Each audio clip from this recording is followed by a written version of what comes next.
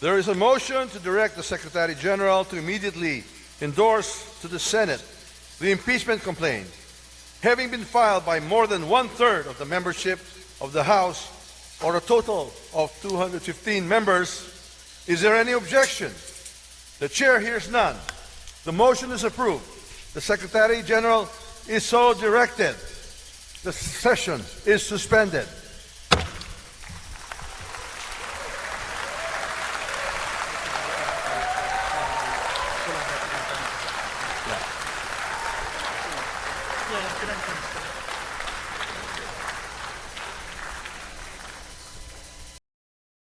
Kahapon sa uling araw ng Kamara, pinasa ng House of Representatives ang articles of impeachment laban kay Vice President Sara Duterte. Sa 215 votes o sinasabing majority decision, ang pangalawang pinakamataas na opisyal ng bansa ay formal na kinasuhan ng paglabag sa konstitusyon na maaaring maging sanhi ng kanyang pagkatanggal sa kanyang opisina.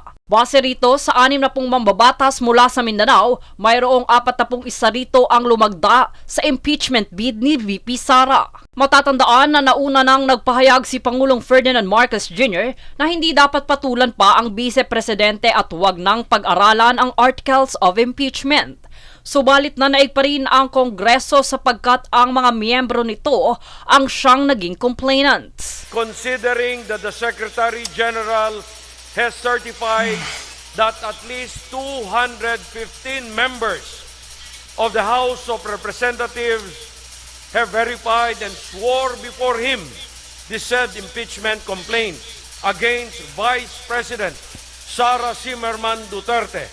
Kabilang sa nasabing complaint, ang Vice-Presidente ay akusado sa culpable violation of Constitution, bribery, graft and corruption, betrayal of public trust, and alleged misuse ng confidential funds sa kanyang opisina sa Department of Education. Sa kabuuan, base sa isinampang kaso, 7 batayan ang nalabag ni VP Sara. Una na rito ang pagtataksil sa tiwala ng publiko matapos pagbantaan ang buhay ni na President Bongbong Marcos, First Lady Liza Araneta at House Speaker Ferdinand Martin Romualdez. Sumunod dito ang hindi makatuwirang paggamit ng pondo ng DepEd at OBP, maging ang pagkakasala bunsod ng graft and corruption kung saan namahagi siya ng monetary gifts sa mga opisyal ng DepEd na pinatotohanan ni DepEd SDO Edward Fajarda. Kabilang din sa kaso ang unexplained wealth kung saan noong taong 2006 hanggang 2015 nakatanggap ng 2 bilyong pisong transaksyon sa bangko ang bise na hindi akma sa kanyang kinikita bilang nahalal na opisyal.